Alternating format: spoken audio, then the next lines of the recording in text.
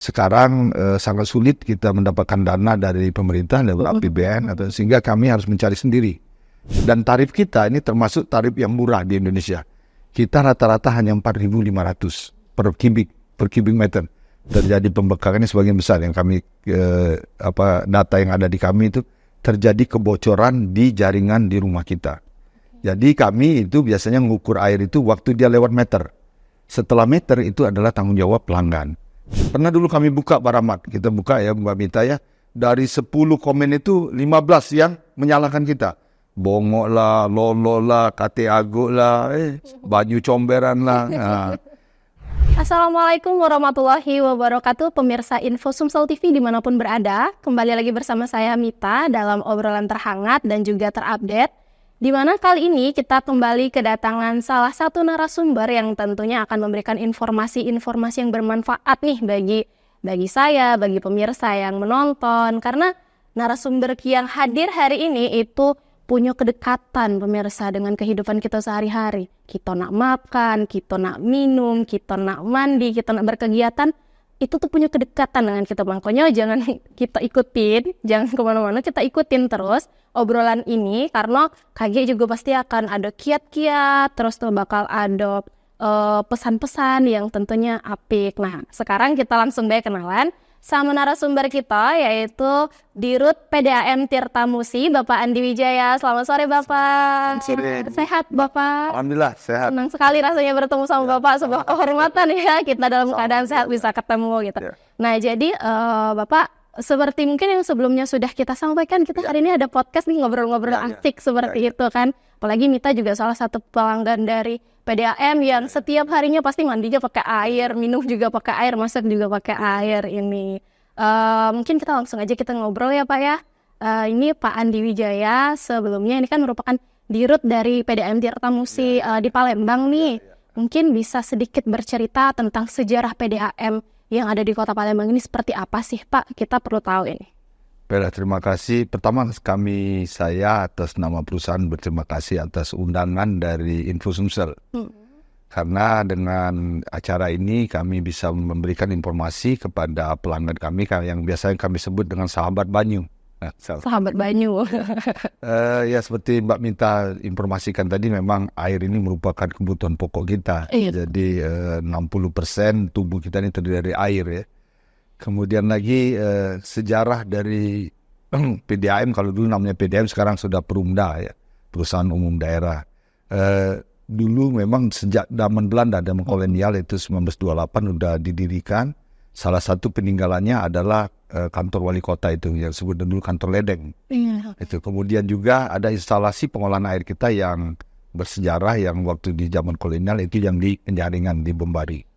Nah, jadi sejak tahun 1976, 3 April 1976, itu ada perda pendirian PDAM. Nah, inilah kita sebut hari lahir dari PDAM. Jadi setiap 3 April kami merayakan hari ulang tahun perusahaan kami. Kemudian sejak tahun 2022 ini beralih menjadi Perumda. Kenapa beralih Perumda? Itu karena tuntutan dari konstitusi, ada peraturan Menteri Dalam Negeri yang harus kita ikuti, yaitu PP nomor 54, peraturan pemerintah nomor 54, bahwa semua perusahaan daerah ini harus berubah menjadi Perumda atau perseroda. Nah, kita pilih Perumda. Kemudian lagi karena tuntutan dari amanah yang diberikan kepada kami tidak hanya mengolah air minum, tapi juga kami mengelola air limbah. Jadi sejak 2023, kami menjadi operator air limbah. Seperti diketahui, Palembang ini mendapat hibah dari pemerintah Australia sebesar 500 miliar membangun instalasi pengolahan air limbah. Kemudian APBN membangun jaringannya. Kemudian kota dan provinsi itu membangun sambungan dari rumah ke rumah. Kami sebagai operator di situ. Jadi ini mengakibatkan kita harus berubah perda pendirian kita menjadi Perumda. Oke. Pak, mungkin bisa dijelaskan sedikit, ini tadi kan juga ikut menjadi pengelola ya dari air limbah. Air limbah itu sendiri dikelola seperti apa sih Pak? Jadi air limbah ini yang namanya grey water, jadi air yang abu-abu ya, air abu. Grey water ini seperti air dari toilet ya. air dari cucian air dapur, kemudian air dari kegiatan rumah tangga, di luar air dari drainase. Drainase itu mungkin air hujan yang keluar ke drainase, itu tidak. Nah, kita ambil air itu, kita masukkan di pipa kita, ada jaringan perpipaannya, kemudian kita diolah sehingga memenuhi baku mutu untuk kita kembalikan lagi ke Sungai Musi. Jadi seperti itu. Jadi sekarang di Sungai Selayut di sebelah PT Pusri itu ada instalasi pengolahan air limbah yang cukup besar, ada 5 hektar. Dan itu kita gunakan untuk mengolah air limbah misalnya Kota Palembang, nanti akan kita kembalikan lagi ke Sungai Musi. Oke Pak, tadi kan diceritakan sama Bapak bahwa kita itu punya sejarah yang panjang dari Belanda, dari tahun 28 gitu. Artinya sampai ke tahun 2024 ini ada banyak gebrakan gitu. Nah, kalau untuk sampai hari ini, apakah akan ada gebrakan-gebrakan kerjasama dan atau bisnis terbaru gitu Pak? Mungkin bisa disampaikan juga. Oke, memang dalam waktu yang panjang itu ada up dan down ya. Situasi kami pernah nunggak listrik karena pendapatan kita kurang, kemudian perusahaan merugi, kemudian kalau kita mau bayar upah karyawan, gaji karyawan, kita harus nunggu penagih-penagih kita mengumpulkan uang. Nah, itu masa kelam kita. Kemudian pada tahun 2004 itu ada terjadi reformasi, sehingga 2007 itu kita sudah mulai membukukan keuntungan. Dan sampai 2024 ini alhamdulillah kondisi kita semakin sehat, dan dari laporan kinerja yang dilakukan di asesmen oleh PUPR melalui BPKP itu kita semakin bagus. Jadi kinerja kita semakin tahun semakin baik. Juga pelanggan kita semakin banyak, sekarang sudah 340.000 pelanggan kita. Dan itu sudah mencakup sekitar 83% di Kota Palembang. Dan kita juga dari bisnis kita dengan efisiensi, kita bisa menyumbangkan keuntungan kita ke PAD Kota Palembang. Oke, ini artinya menjadi capaian prestasi sebagai unit pelayanan pada masyarakat Pak ya? Ya, terobosan yang kita lakukan adalah platform perusahaan kita adalah Smart Happy. Kalau smart itu kita terjemahkan sebagai digitalisasi, otomatisasi, kemudian komputerisasi. Sedangkan yang happy ini agak susah kita menerjemahkannya. Tapi yang saya tahu bahwa salah satu syarat orang harus happy itu harus healthy. Jadi kami bagaimana membina karyawan kami, pertama dia harus sehat, kedua dia harus bahagia. Dan terlihat dari hasil survei kepuasan pelanggan. Jadi 90% lebih pelanggan kita itu menganggap sikap karyawan kita itu sopan, profesional, disiplin, kemudian mereka juga sesuai dengan aturan ya. Nah, ini yang membanggakan, dan ini sesuai juga dengan apa yang kita lakukan survei kepuasan karyawan kita. Jadi survei kepuasan karyawan kita itu kita menggunakan Google Form sehingga kita tidak bisa intervensi karyawan kita. 92% itu menyatakan atmosfer kerja di perusahaan kita menyenangkan. Jadi ini yang kami tetap konsisten dengan visi kita smart and happy, karena itu tadi dengan karyawan yang happy dia akan melayani lebih baik lagi, seperti itu. Oke. Pak, tadi kan disampaikan juga ada fase up and down gitu ya. Nah, kalau sampai sekarang ini kendala-kendala terbesar PDAM sendiri untuk memberikan pelayanan kepada masyarakat itu kendalanya apa sih, Pak? Oke, satu kendala yang pertama adalah masalah investasi pendanaan. Sekarang sangat sulit kita mendapatkan dana dari pemerintah, dari APBN, sehingga kami harus mencari sendiri dana. Kita menggunakan pihak perbankan, kemudian kita juga melakukan ada subsidi dari pemerintah pusat, kita melakukan pinjaman dan disubsidi bunganya oleh pemerintah pusat. Ini sudah kita lakukan, sudah hampir sekitar 200 miliar lebih kita melakukan ini untuk investasi. Yang kedua, hambatan yang kita dapati adalah sekarang dengan perubahan iklim, ada climate change, itu mengakibatkan daerah hulu. Tadi saya diskusi dengan Pak Rahmat, katanya di mana ini banjir. Jadi kalau di hulu banjir, itu dia akan berpengaruh ke mutu Sungai Musi. Jadi seperti sekarang, biasanya ada kita namanya pengukur kekeruhan, itu NTU. Biasanya hanya 100 NTU, sekarang 1000 NTU. Jadi berapa kali lipat. Itu menyulitkan kita dalam melakukan pengolahan. biasanya kita mengurangi kapasitas kita atau menambah obat air yang kita lakukan. Yang kesulitan ketiga adalah kesulitan kita menyesuaikan tarif. Tarif kami ini berlaku dari tahun 2011, baru bisa kita sesuaikan pada tahun 2023. Jadi dalam kurun waktu 12 tahun, baru kita bisa menyesuaikan tarif. Itu pun hanya 15%. Dan tarif kita ini termasuk tarif yang murah di Indonesia. Kita rata-rata hanya 4.500 per kubik meter. Jadi 1 kubik meter itu 1.000 liter, sekitar 5 drum. Jadi saya kalau ngirim ke tempat Mbak Mita, 1 drum itu dibayar Mbak Mita paling Rp900, seperti itu. Jadi segitu ya Pak ya? Ya, sangat murah sekali. Oke, Pak, ini tadi kan unik ya Pak ya, juga diceritakan bahwa Mita ini sebenarnya orang Palembang yang setiap hari ngelihat Sungai Musi gitu.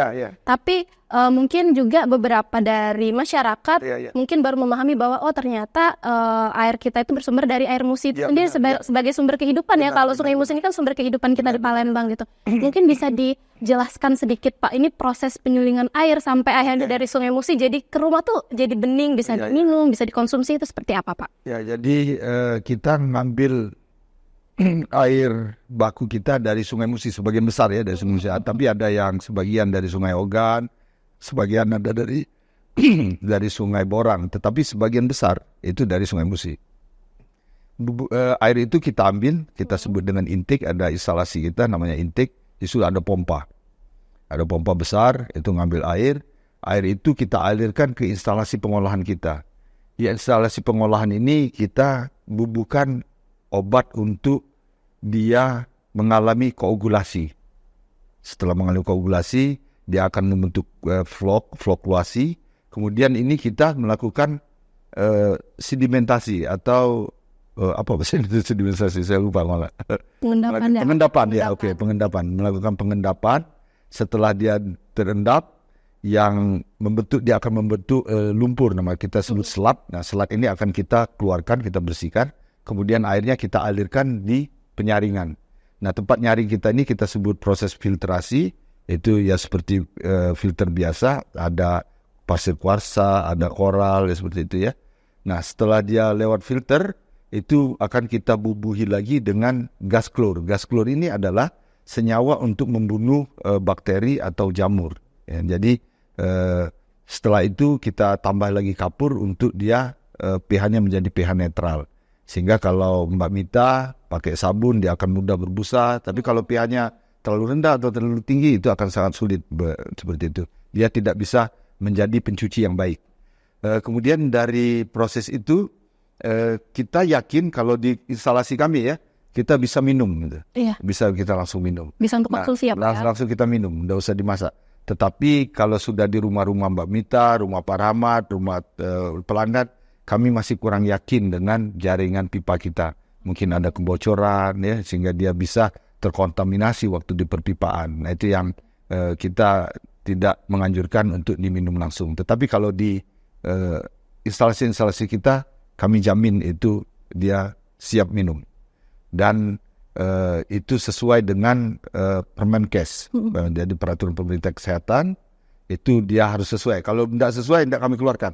Seperti itu. Jadi kita sangat ketat di situ. Oke. Kalau untuk PDM Tirta Musi ini sendiri mencakup berapa wilayah sih Pak, kalau boleh tahu? Wilayah yang wilayah kita semua kota Palembang. Seluruh kota Palembang. Kemudian ada juga yang border seperti perbatasan yang kita juga layani seperti daerah Ogan Ilir, itu ada beberapa wilayah yang berbatasan. Kita juga merasa tidak adil. Tetangga sebelahnya karena dia kota Palembang, kita layani, mereka yang sebelahnya lagi tidak. Biasanya kita ada MOU dengan pemerintah OI, kemudian pemerintah Banyuasin, itu kita layani juga. Tapi yang kita utamakan, kewajiban kita adalah warga kota Palembang. Oke. Kalau sampai saat ini Pak, apakah ada informasi terbaru misalnya kayak pelayanan untuk pelanggan gitu, informasi terbaru untuk pelanggan misalnya kayak pembayaran, terus itu juga gimana sih, kan sekarang kita sudah banyak nih perumahan-perumahan nih. Nah, itu kan masih banyak juga, ada beberapa perumahan yang mungkin aliran airnya belum masuk tuh. Nah, itu gimana Pak kiat-kiat untuk masuk ke situ? Kalau kami dari sistem penyediaan air minum kami Kota Palembang ini kami bagi 3 bagian. Jadi seberang hulu itu sudah selesai investasi kita, sudah cukup kapasitas kita dan akan kita layani. Mungkin secara betul kita layani ya. Kemudian Palembang Barat ini wilayah Gandus, kemudian Sukarame, Talang Jambe, termasuk daerah kita ini wilayah barat. Ini juga kita sudah investasinya sudah cukup. Dan terakhir ini sedang ongoing project, kita membangun 500 liter per detik. Dan dengan 500 liter per detik ini sudah cukup. Nah yang masih kekurangan ini kita di Palembang Timur. Palembang Timur ini masih kekurangan. Tapi kami sudah bangun 30 liter per detik untuk dalam waktu dekat ini. Mungkin kita bisa menambah pelanggan kita di wilayah timur. Wilayah timur ini seperti daerah Borang, Sungai Lais, Mata Merah, Merah Mata, ya seperti itu. Nah ini secara bertahap akan kita layani ya, jadi belum bisa seluruhnya, tetapi kami berharap pada tahun 2024 ini jaringan perpipaan yang mengalirkan yang dari barat tadi bisa kita estafet ke wilayah timur. Ini mudah-mudahan 2024 ini bisa kita selesaikan semua, sehingga 2025 semua warga Palembang ini dapat menikmati, cita-cita kami dapat menikmati air dengan kualitas yang bagus, dengan harga yang terjangkau. Itu merupakan impian kami. Oke. Kemudian Pak, ini kan yang biasanya jadi keluhan masyarakat, apalagi emak-emak ya Pak ya. Aduh, bayar banyu bulan ini bengkak gitu. Nah, jadi mungkin bisa disampaikan Pak kiat-kiat supaya kita tuh bayar banyu untuk bulan ini tidak bengkak, terus tidak jadi keluhan bagi emak-emak khususnya, kayak gimana sih Pak? Oke. Jadi di dalam nyusun tarif air minum kita ada istilah keterjangkauan. Jadi tarif kita itu sudah melalui analisa bahwa dia pasti terjangkau. Nah, permasalahannya sering konsumsi masyarakat ini yang membengkak. Tapi kami ada penelitian Ibu bahwa kalau listrik itu semakin tinggi penghasilan orang, maka akan semakin tinggi dia mengkonsumsi listrik. Itu pasti. Jadi kalau biasanya dia hendak pakai AC, dia pakai AC, pakai pemanas, itu semakin sejahtera orang, dia akan semakin konsumsi listriknya akan semakin tinggi. Tetapi beda dengan air. Dia tidak ada pengaruh tingkat pendapatan dengan konsumsi air. Walaupun dia semakin kaya, airnya juga tidak semakin banyak dia menggunakan air. Mandinya masih 2 hari sekali, mobilnya dimasukkan ke salon, kemudian pakaian di laundry ya. Jadi kemungkinan malah lebih kecil ya. Nah, ini yang menjadi concern kita, sehingga bagaimana kita melakukan perbedaan tarif. Kalau listrik mudah, kalau dia 900 ya, kalau dia sudah kaya dia tidak bisa lagi 900, dia harus 1.300. Dia sendiri yang minta kan. Tapi kalau air enggak. Oleh sebab itu kita berdasarkan kemampuan pelanggan. Bagaimana kita mengukur kemampuan, ya itu dilihat keadaan bangunannya, dilihat dia ada usaha atau tidak. Seperti itu ada kelas tarif kita, kelas rumah tangga sederhana, rumah tangga biasa, rumah tangga mewah, ada lagi kemudian ada yang usaha seperti itu, ada hotel seperti itu yang membedakannya dengan. Nah sekarang kenapa terjadi bengkak? Sebagian besar terjadi pembengkakan ini, sebagian besar yang kami data yang ada di kami itu terjadi kebocoran di jaringan di rumah kita. Jadi kami itu biasanya mengukur air itu waktu dia lewat meter. Setelah meter itu adalah tanggung jawab pelanggan. Nah ini yang pelanggan kadang-kadang ada yang terbuka ya, ada lupa karena murah mungkin lupa ya. Kemudian lagi memang ada bocor yang tidak diketahui. Nah, silakan kalau ada keluhan tentang kemahalan, silakan hubungi di call center kita. Call center kita 0711 355 23 kali ya itu. Atau di sosmed kita ada Facebook, bisa dibuka di Tirta Musi, bisa di message ke sana, atau juga lewat IG kita bisa di message ke sana. Dan mohon maaf, IG kami tertutup komennya, jadi bisa kita direct message saja ya. Kalau di komennya kita tutup. Pernah dulu kami buka Pak Rahmat, kita buka ya Mbak Mita ya, dari 10 komen itu 15 yang menyalahkan kita. Bongok lah, lolo lah, kate aguk lah, baju comberan lah. Nah, akhirnya saya merasa, wah ini teman-teman sudah bekerja maksimal, masih disalah-salahin. Akhirnya kami tutup komennya. Kita belum terlalu kuat untuk menerima kenyataan ya, harus kita akui seperti itu. Jadi sehingga kami udahlah, kami beranggap ini toksik, nggak usah dilihat. kalau mereka juga butuh dia akan bisa direct message ke kita ya. Dan saya tanya Rido ini pengelola IG-nya, bagaimana semenjak kita tutup, mereka message langsung ke kita, bagus Pak, sopan-sopan sebenarnya. Saya di sini, keluhan saya seperti ini. Nah, kalau di komen itu umum itu, waduh itu ampun Pak. Jadi seperti itu. Jadi itu filosofi kami karena kami menganggap itu toksik dan kami menjaga karyawan dan saya sendiri moodnya supaya selalu semangat, selalu ingin bekerja lebih baik lagi seperti itu. Oke. Nah Pak, kembali lagi tadi untuk pemasangan ya Pak ya, pemasangan di beberapa perumahan-perumahan baru itu. Saat ini PDAM sudah melakukan kerjasama dengan hampir berapa persen sih Pak dengan perumahan-perumahan yang ada di Palembang ini sendiri, kan banyak nih sudah. Hampir seluruh perumahan sudah kita layani, tetapi seperti tadi yang Palembang Timur itu secara bertahap akan kita layani. Kita kerjasama dengan RE, kemudian dengan himpunan-himpunan perumahan lainnya kita juga semua kerjasama ya. Kita paling menginfokan ke mereka kalau Bapak dan Ibu bangun di wilayah ini kita agak kesulitan, tapi kalau di sini kita sebut dengan zona hijau, silakan saja. Seperti itu.